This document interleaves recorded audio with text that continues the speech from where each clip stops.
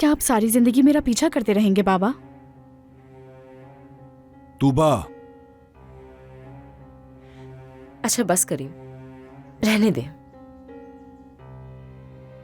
बस ठीक है।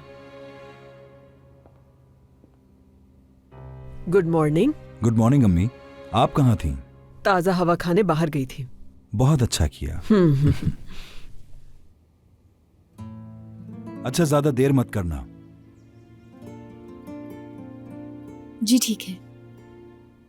अम्मी, ऑफिस के लिए देर हो रही है, मैं आपसे रात में मिलता ठीक है।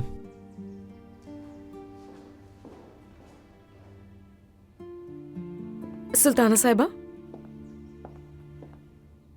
आप कैसी हैं? उम्मीद है अब बेहतर होंगी आप। ठीक हूं मैं, तुम्हें फिक्र की जरूरत नहीं।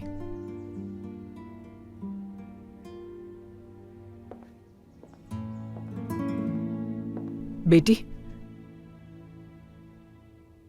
जाओ देख के आओ कि नाश्ता तैयार हुआ या नहीं। जी नानी जान। दादी जान, आप ठीक है ना? मैं ठीक हूं, तुम कैसी हो?